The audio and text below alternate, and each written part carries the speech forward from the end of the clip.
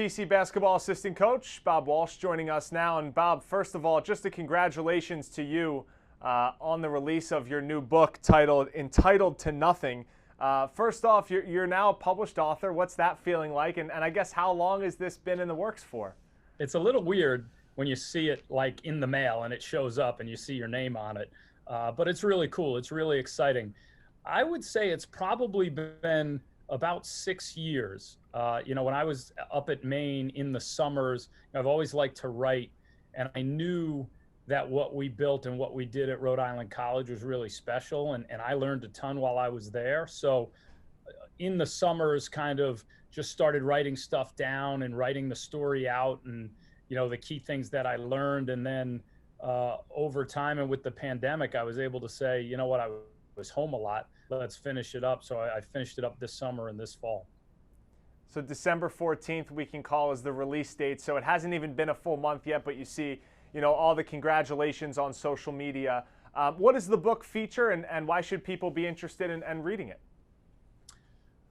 Well, it's a story about building a championship culture from scratch and the leadership lessons that I learned and that we learned going through it. And we were able to sustain an elite level of success at Rhode Island College for 9 years, going to 8 straight NCAA tournaments.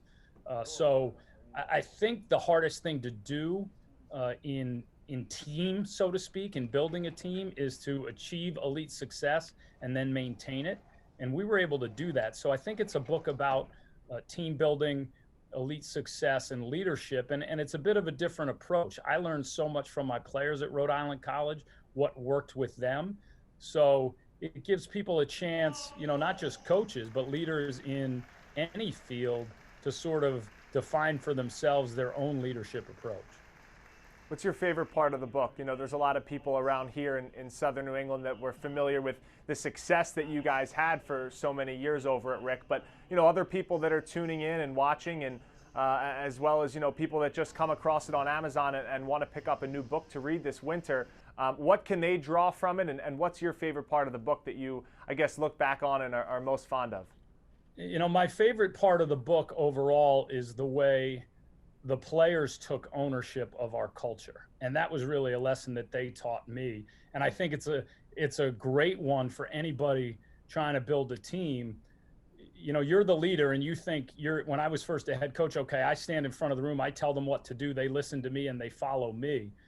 That's actually not what you're trying to get to, I think, as an effective leader.